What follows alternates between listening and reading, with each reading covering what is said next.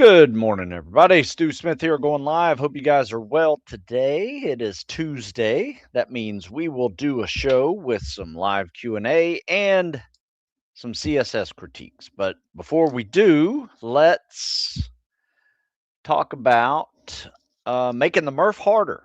Now, are you one of these guys who can crush the Murph with or without a weight vest?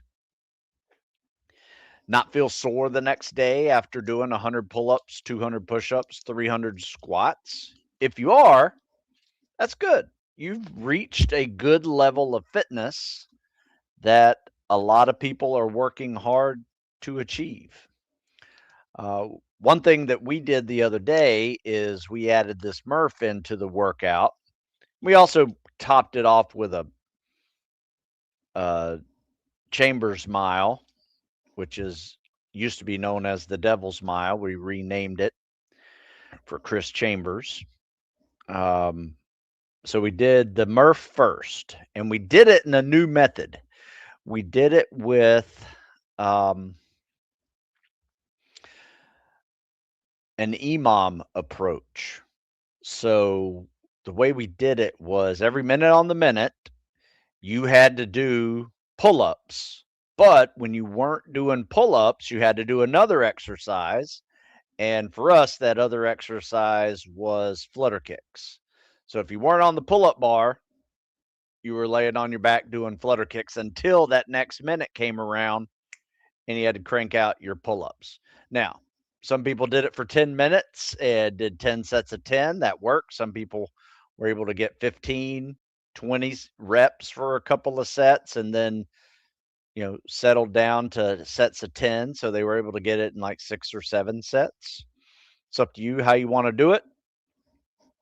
It's max rep pull-ups, and then you owe flutter kicks every minute on the minute until you're done with 100 pull-ups. Then you move on to, you got a minute's rest.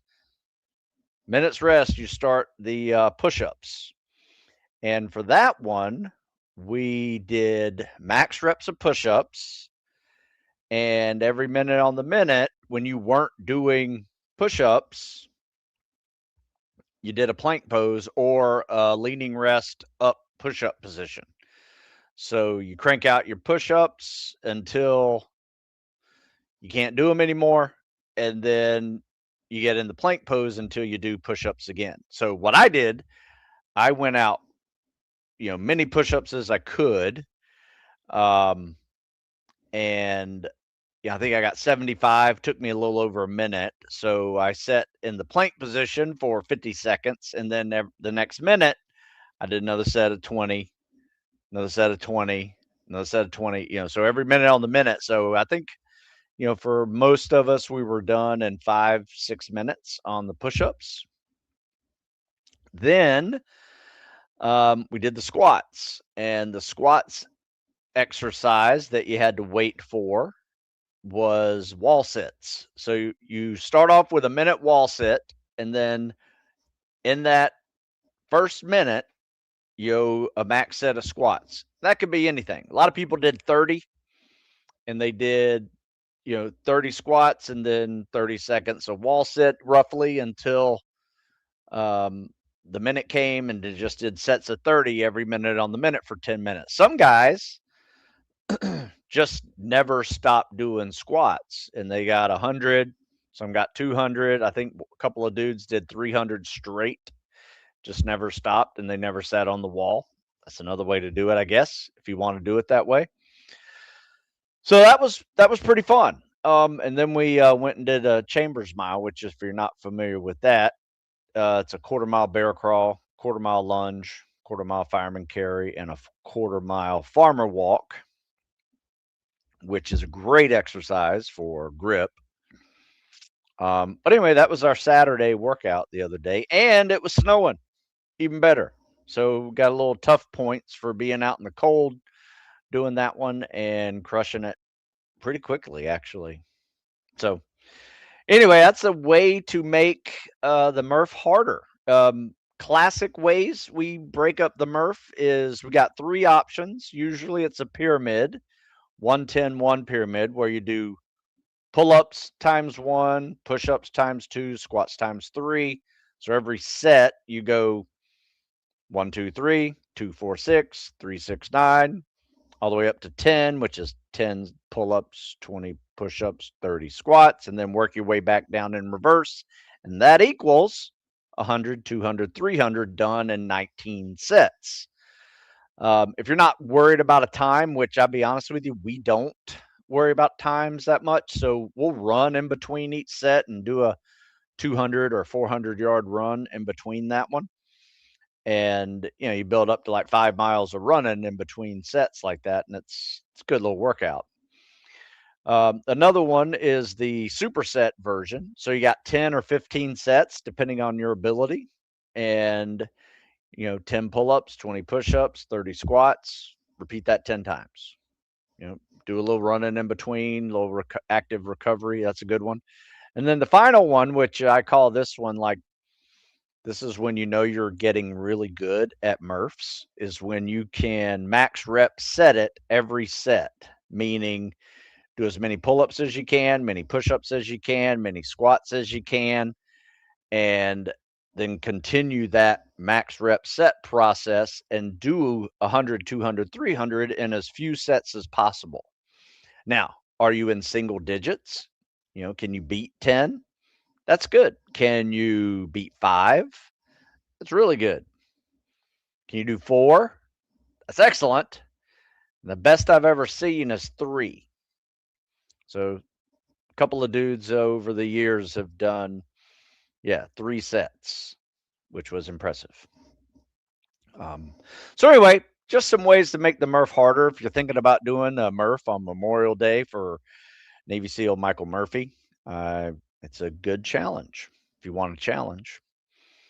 But don't just do it without preparing for it. It's almost like people who go and run marathons without preparing for it. You're going to be hurting. I have seen people get rhabdo from doing a Murph. Not with me, but just I've seen it happen. A lot of times people who've never done that thing come around to where we're training, and next day I find out they got rhabdo in their lats and legs. That sucks. All right. So anyway, that's my good morning, folks. I do have some videos I want to show you today, which let me pull some of those up. And before I go into them, I will answer some questions. Because I saw some questions pop up over here. Gary said, a lot of people mention farmer strength. How is it different from gym strength? And does Buds give you this farmer strength? Good question. I will be honest with you. I don't think Buds gives you this farmer strength. It may to some degree. It gives you some toughness if you can endure it, that's for sure, and some confidence and to be able to do other challenges for sure, mental or physical. But I will say this. I would classify farmer strength as, we had a guy who was in one class next to us. He wasn't in my class, but he was just one of these good old boys from North Carolina, never lifted weights. He was just huge, 220, 6'1", 6'2", 220, full of muscle, never lifted weights, just did calisthenics and worked on a farm baling hay and throwing hay stacks around everywhere. And he got strong, farmer strong, not just strong in doing push-ups and pull-ups and rope climbing, but strong, like can handle load, like on your back. Grip was out of this world. Like you shook his hand and you're like, ah, what is that gorilla grip you got? So I would classify that as what it literally is, just farmer strength. Yeah, if that makes any sense. All right, let's see what kind of questions we have over here. I thought I saw some. Would a 36, 38-minute mile CSS be considered good for a moderate pace? Good question. It's not bad. I would say it's passing first phase. Like if you do a mile, now remember this has to be a nautical mile, so it has to be 2,000 yards, not 1860 or 17. What is it? How many yards are in a mile? Anybody remember that? I think it's 1760. Okay. All right. I will remember now. So it's not 1,760 yards. It is 2,000 yards. So it's a little bit longer. So make sure you're swimming nautical miles. That means 2,000 yards or 4,000 yards for 1 and 2 mile swims. At Buds, you have 85 minutes to finish 4,000 yards in the ocean, and you're under that time. So if you can do it in 72 to whatever that is, 76, I think that's pretty good. Could it be better? Sure. I think we have guys that are hitting 30, 31, getting them down into the 60, low 60s in the 2 mile range. So that's helpful too. You just want to be under 80 minutes, 85 minutes. And if you can, and remember, each phase it gets 5 minutes faster. So second phase, you got to do it in 80 minutes. Third phase, you got to do it in 75 minutes. So you're flirting with that third phase. But I will say this: you'll get better at swimming straight. So it's not bad. But my advice is this: make a video of you swimming 100 yards with fins, send it to me. Let me just make sure you're doing it right, because it's not bad. It's just not um, it's not top of the class, if that means anything to you. And when I say top of the class, usually top 20%. Top 20% are probably going to be under 70.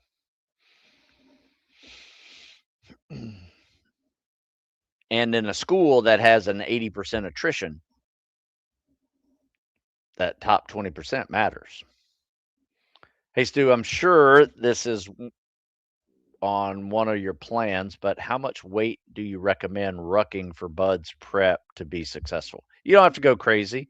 I mean, you're not going to go super heavy, and you don't ruck in first phase, or second.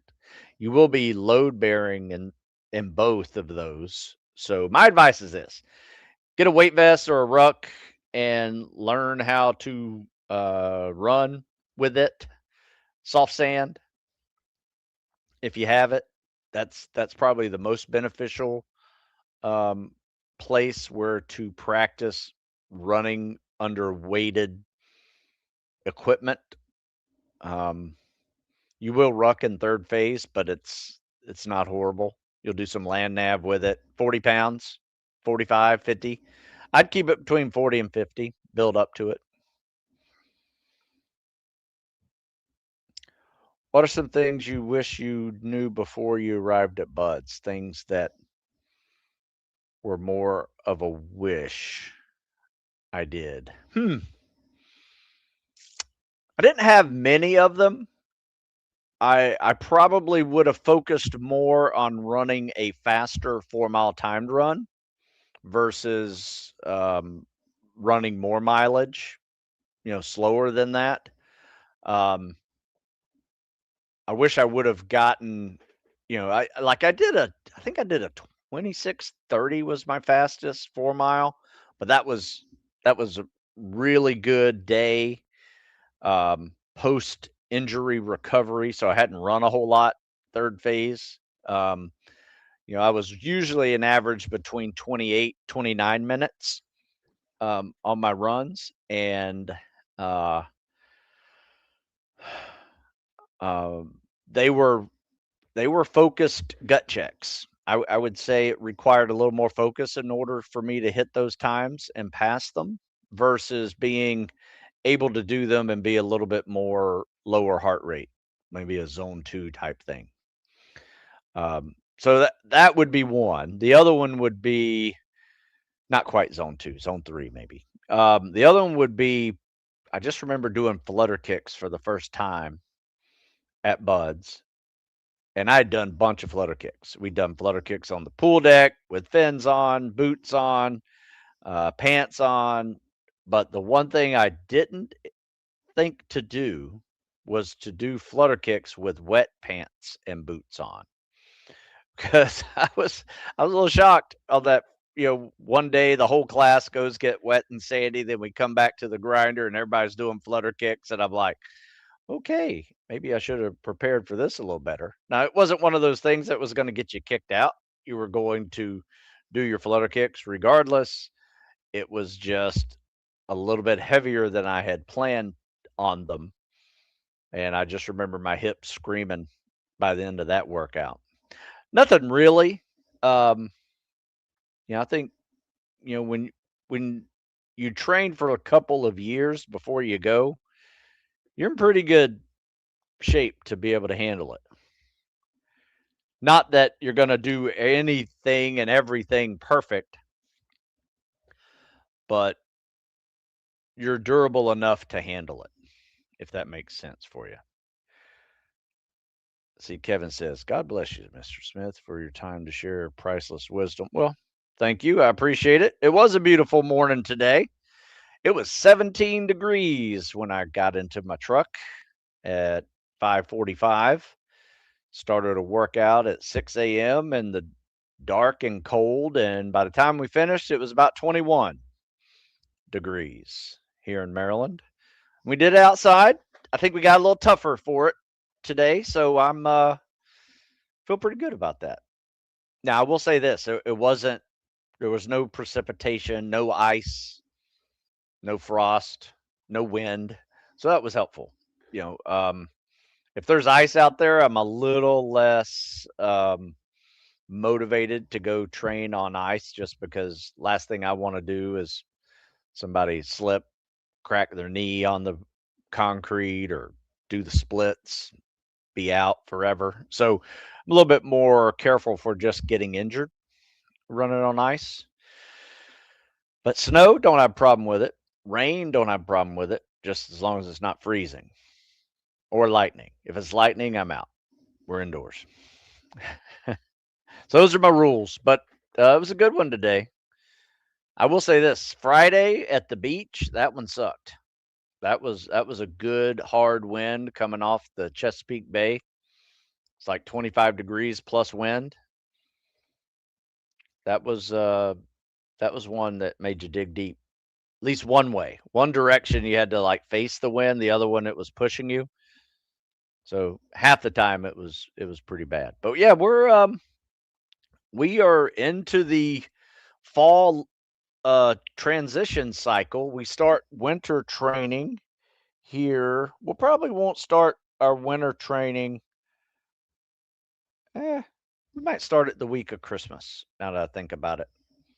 There'll be one day we won't work out. That's Christmas Day. We'll take a day off. Might not be a bad idea to do that. So yeah, we're starting our winter lift cycle, starting on the week of Christmas.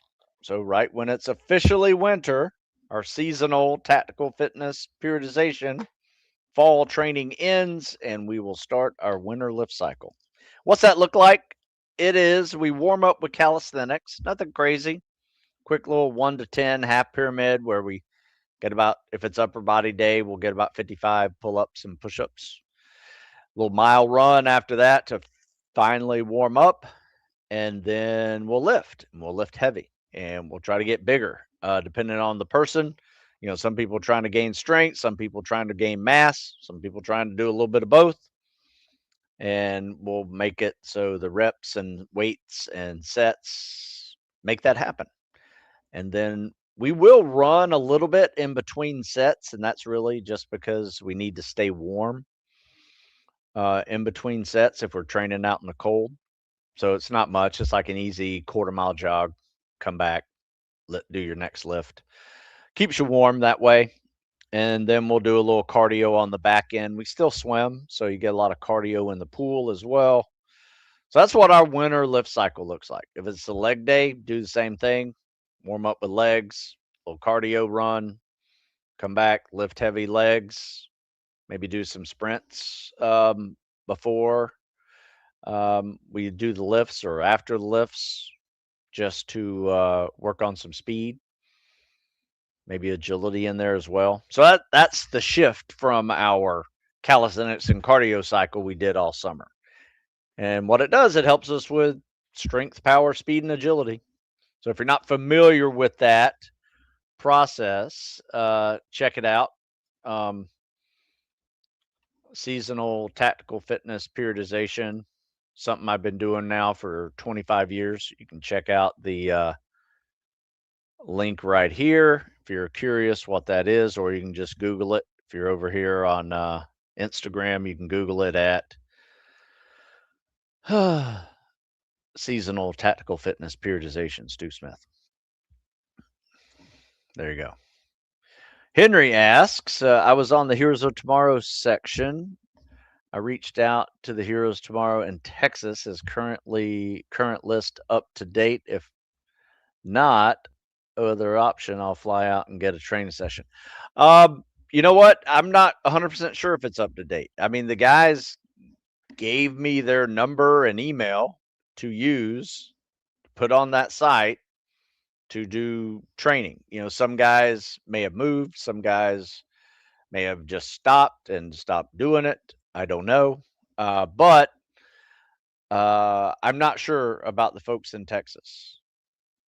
You know, we have dudes that are very active with it, that love doing it, just like me. And you know, they donate free training to people who want to serve.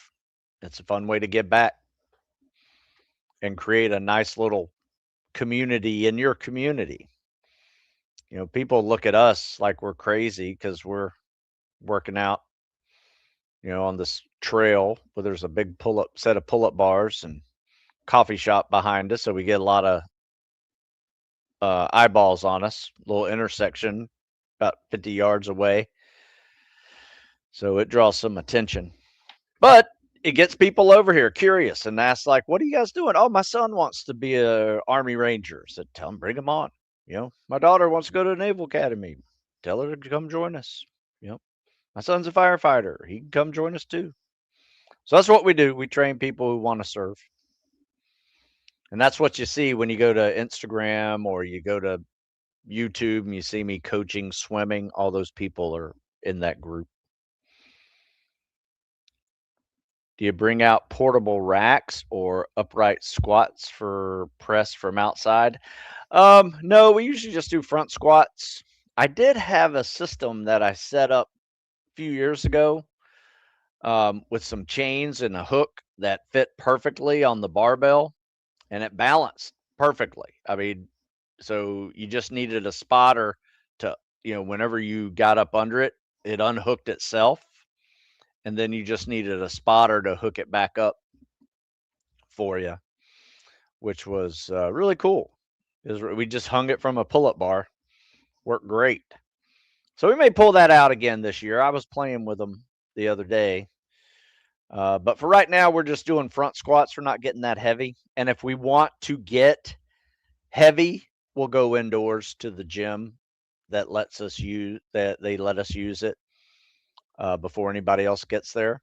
And we'll do our heavy lifts in there. It's just safer, you know, especially when there's snow and ice out there. You know, there's some really cool pictures out there of us doing uh,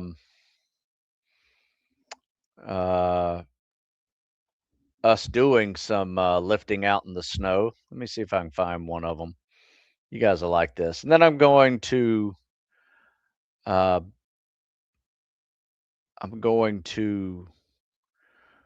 show you guys some videos.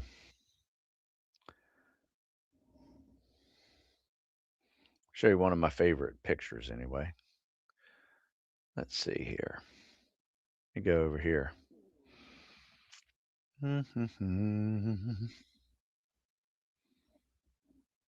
Just give me 1 second. Oh man. Can't find it. It's one of my articles. Anyway, let me just show you guys what I'm doing. So let's do some swimming, shall we? All right. So swim radio volume on.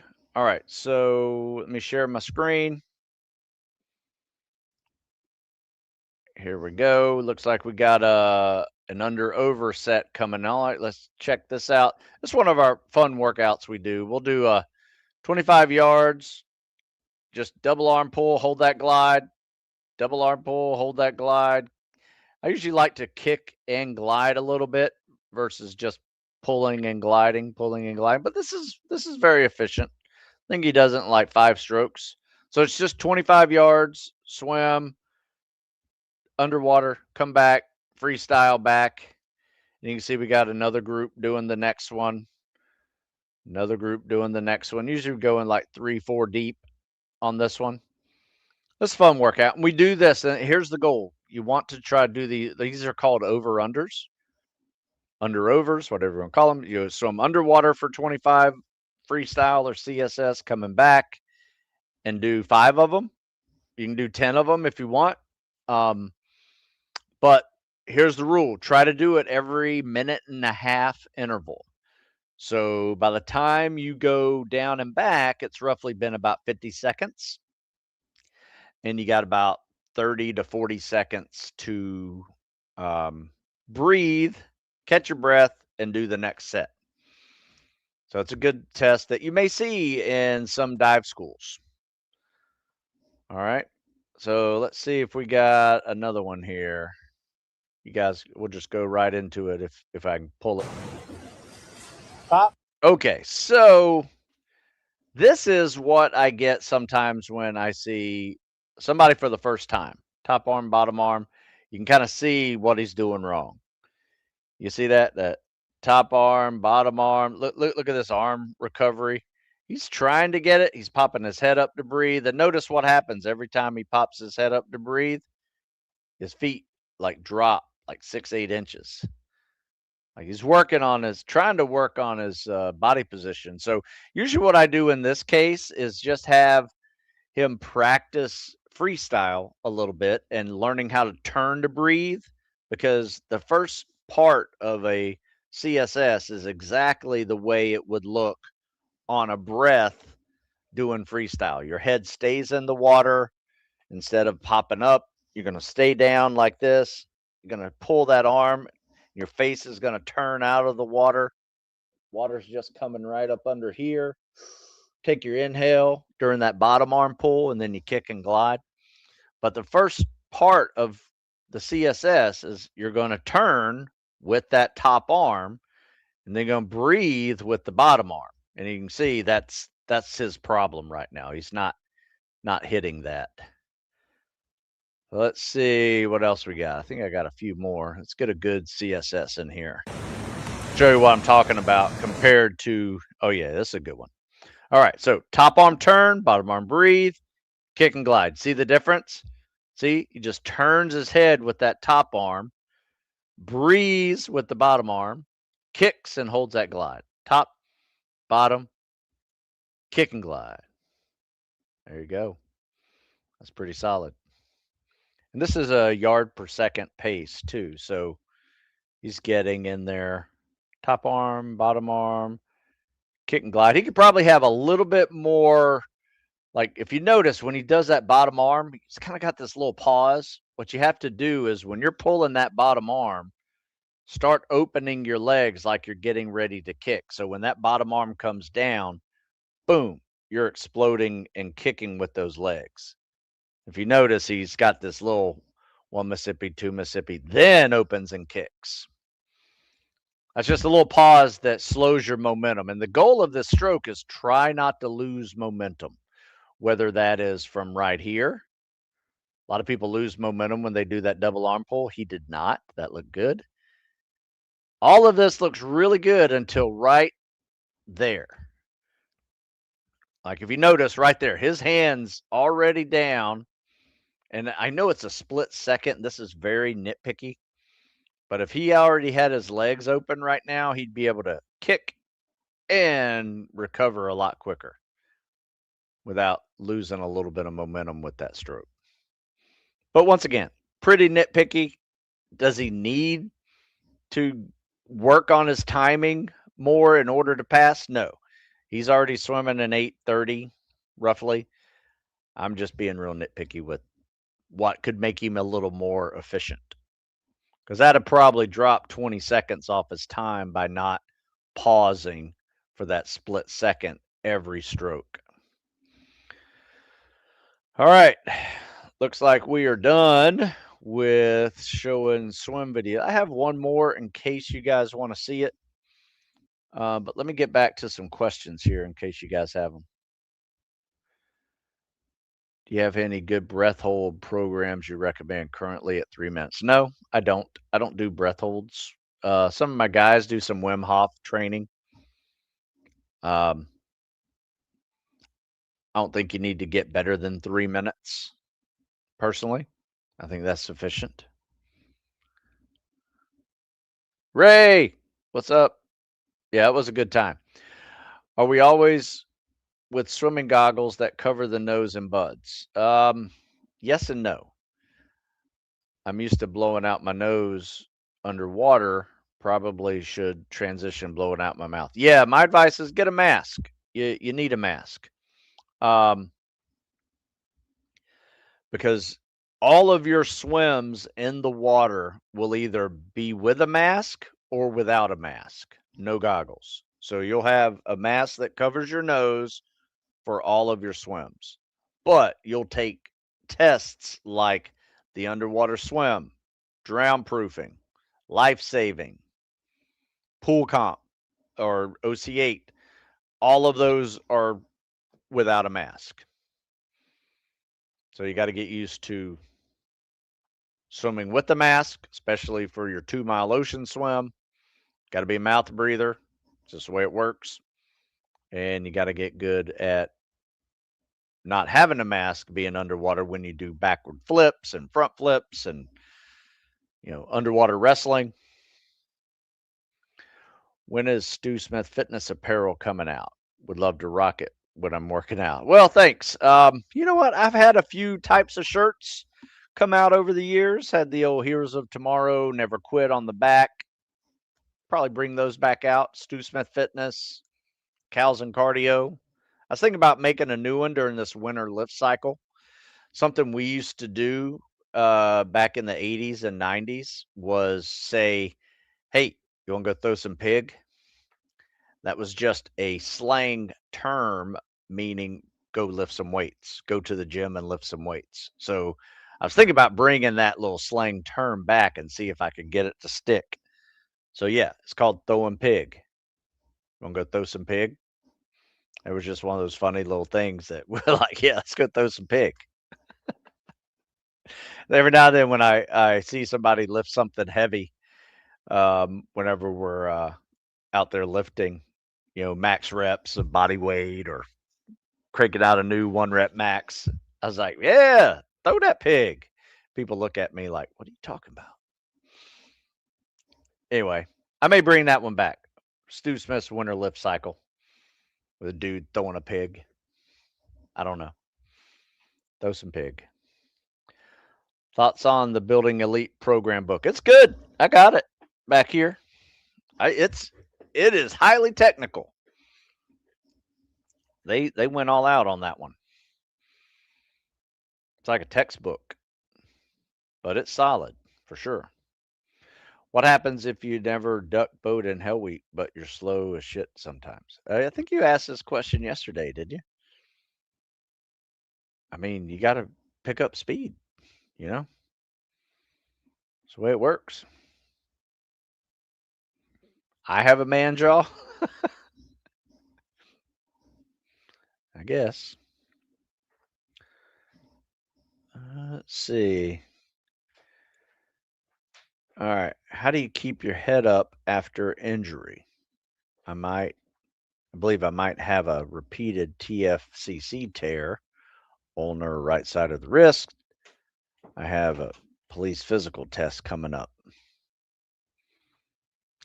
Well, I will say this. It's tough, man. I'm a horrible patient. I won't lie to you. I mean, when I get injured or if I'm sick, I feel like my body has failed me and I go into this little mini depression because I'm not working out. That sucks. Um, so I'm probably not the one to ask on that one, but I do try to find ways immediately to work around it. Now, if I just need to rest because I'm sick of fever and all that, I can do that well. I can eat, I can drink, and just go to sleep. Um, but if I'm injured, like a wrist injury, I still can do legs. I can still do the other arm. Unilateral training. In fact, I would do this if you got to wear a cast or you got to isolate that wrist for some time. Make sure you're doing everything that you can with that other arm. Overhead presses, biceps, triceps, wrist curls, all that stuff, just because unilateral training can actually help you prevent atrophy while you're not able to do anything in this arm. Scientifically proven. I'm not just making that up as like, do this because this works. They've done scientific studies on reduction of atrophy, loss of muscle, and function by simply working the other side, whether that's a knee, a wrist, an elbow, doesn't matter. You can prevent it. If you got a cast on one leg, you can work leg extensions, leg curls, pistols, do all that stuff and not have as much atrophy. You'll have some, but not as much. And it's easier to recover from. I hope that helps you. I mean, if I had a wrist injury, I would try to find ways to work around it. If I can't put pressure on it, then maybe, if I can't bend it like this, maybe try to do some fist push-ups. Or if I can't let weight in it, um, maybe try to get some of those little grip, um, grip straps, wrap it around something so I'm not putting the weight on it. Is actually up here. Not sure if that would help you or not. I've seen that work in some cases. Um, but yeah, just know it sucks, and you gotta figure a way to work around it. Another question: how do you train for jumping obstacles? I have tight hip flexors. Well, we do mobility day to loosen up those hip flexors. If you don't know what mobility day is, please go into the Google machine and type in Stu Smith mobility day, and it's free workout I give to everybody. There's even a walkthrough video of it if you want to watch me do it. But this is a good article for you to check out about Mobility Day. It helps you with actually creating a stretching routine that helps you with hip flexors, not only stretching them, but flexing them and getting them stronger. All of those things can really help um, making your hip flexors stronger and um, more flexible in your hips. But yeah, what we train for jumping obstacles is just you know, we've done it with backyard fences. We've done it with commercial fences sometimes when we're jogging. I'll take the group around and there's like this wall where everybody has to jump over to get up to the next layer. It's like a 6-foot jump and it's just a wall that you have to do. So, um, we've done it that way. We've actually built a wall just out of 2x4s and, well, 4x4s and 4x6s, 2x6s, made a little wall and put that in the backyard. Done that a few times. This was one of my neighbors was trying to prepare for uh, that exercise, jumping over a wall, and we added pull-ups to it as well because you're going to be pulling up and you're going to be dipping to get your upper body over that wall. So you got to time everything. You got to time a jump and a pull to get over it. I'm not sure if that's what you're talking about, but that's what we have done over the years, as far as jumping obstacles like a wall. But there's also jumping tests as well, like broad jumps. All right, looks like I've answered all the questions. I'm going to show one more video. I think I have one more here. Oh, all right, phone fell off. All right, this is not really one to show you for good. Hate to say that, but it's not that good. But you'll see what he has to fix, and it's a long list. I already answered this one by email, and that's what I do. You send me a video, I'll tell you what you're doing wrong. But as you can see, one, he has no goggles, two, or mask. You see how he's like coming up and down, head pops up. You know, that top arm is pulling, that bottom arm's pulling. It's really kind of awkward. It's got a good kick though, kind of. I can't really see it. Part of this, you need to be a better cameraman too and actually get the whole body in the picture. But you can see here, there's no arm recovery that is streamlined. Like he's just like swimming with the brakes on whenever you move your arms forward like this, like you're doing a front raise with a set of dumbbells. I mean, that's like putting on the brakes right there. Then when you pull and then you pop up to breathe, you quit moving horizontal when you go vertical. I don't know if you've ever noticed that, but he's not moving horizontal anymore when he comes up to breathe. If you turn to breathe, you can keep on moving in the same direction, but if you pop up to breathe, you're pretty much dead in the water. And you got to recreate all that momentum every stroke. So yeah, there's a lot to unpack here. Lot to, if this looks like you need to watch more of the videos that I have on YouTube and Instagram and TikTok, because that's not good. And I mean, it shouldn't take me to tell you, yeah, that's not right. You should take a video of yourself, have somebody film you, and then compare it to others that are like killing it. They're like a 8-minute or faster swim, and you realize, I'm not doing that. I need to be like that guy. Let me go practice this top arm pull and turning my head with the top arm and inhaling with the bottom arm and having a big kick and a tight streamlined body position. That's going to fix it.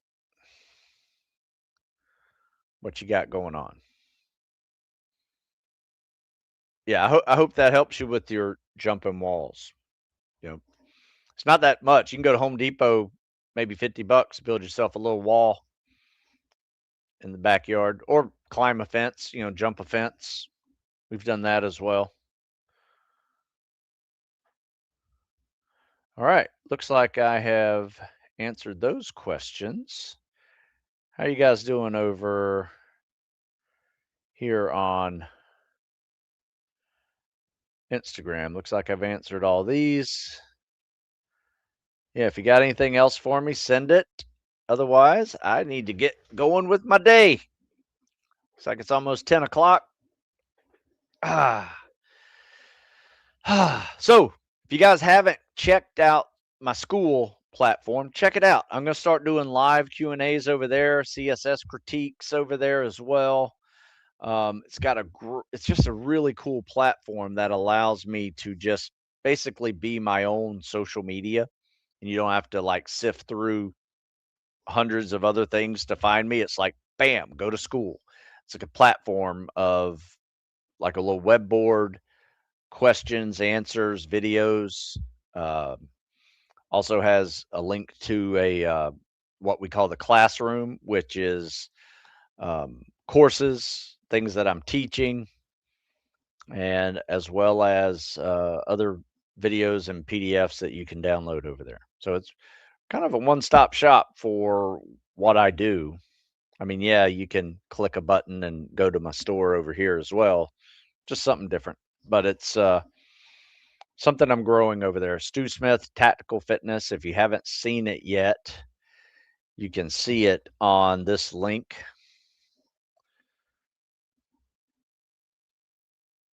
My school link, here it is. Check this out. So I'm going to save this over here. You guys sign up. It's free. It's free sign up.